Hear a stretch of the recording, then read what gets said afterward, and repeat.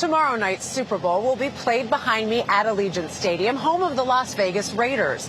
Less than a decade ago, it was unthinkable that the city would have one pro sports team, and today there are 3 franchises, with more likely on the way. So how did Sin City become a sports mecca? It's a story of ingenuity as old as the city itself.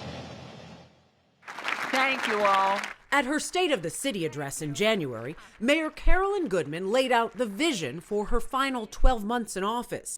This is an unbelievable time for me. A bonus year after elections moved to even-numbered years. Her husband, Oscar Goodman, ran the city for 12 years prior. I love the adulation. I love all the nonsense. But she loves doing good things. And, you know, we're very competitive, and luckily for me, I got my 13th year. So I got one up on him. I did. And which, of course, made a quarter of a century. The Goodmans have been players in Las Vegas for nearly half the city's existence. The Goodmans, in a lot of ways, are the quintessential Las Vegas story.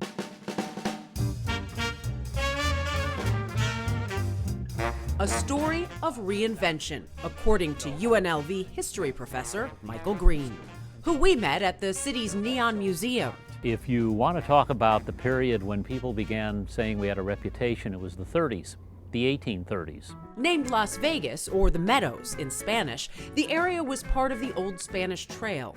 The first Anglo settlers were members of the Church of Jesus Christ of Latter-day Saints in 1855. Back then, they were considered an outlaw group because of polygamy. In 1905, a railroad from LA to Salt Lake City laid the groundwork for what would be its destiny. A railroad town operating often 24 hours with, shall we say, assorted libations and lasciviousness. Really? Even then? There was an area called Block 16, and near as we can tell, there's one photo of the early prostitutes sitting out in front of the Arizona Club, which was called the Queen of Block 16 in its day. You can trace the origins of the city's signature vice back that far as well. When gambling became legal in 31, the editor of the main local paper said people shouldn't make too much of this, it won't be a big deal. Almost immediately, casinos began popping up, a metamorphosis that would continue for decades to come. The population here in Las Vegas doubled with almost every census of the 20th century. Aided by the construction of the Hoover Dam in the 1930s.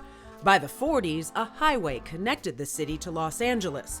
Bigger casinos were built, and businesses like the Basic Magnesium plant became a producer for war materials. And that means people are coming in here in droves to work in the plants.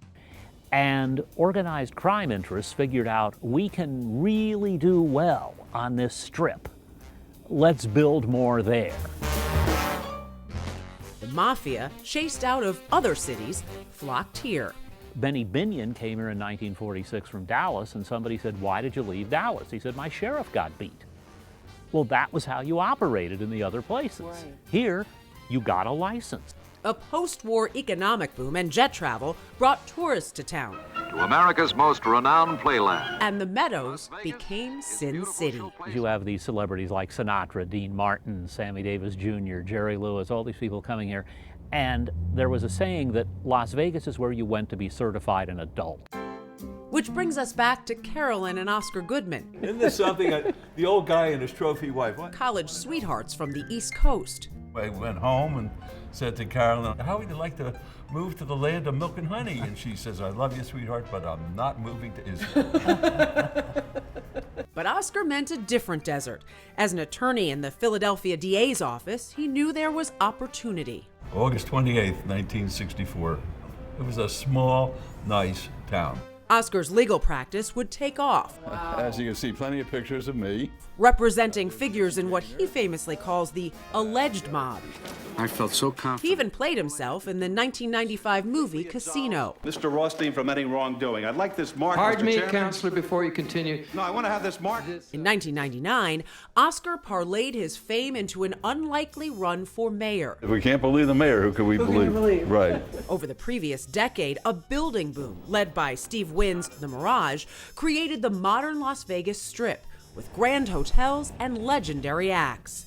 Mayor Oscar doubled down on his flamboyant public image with a focus on reviving downtown and building civic and cultural institutions, including state-of-the-art hospitals, a performing arts center, and a mob museum. He also began the process of luring professional sports teams.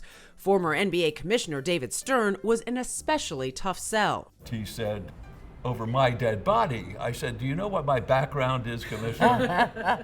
he believed that Las Vegas or any place that had live sports betting should not have an NBA franchise there. And then the city elected the most beautiful mayor in the history of mayors.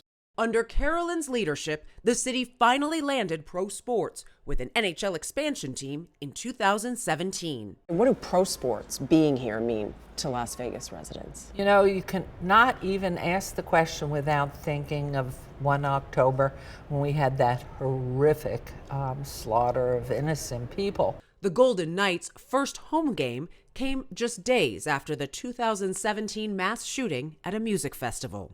They became our community.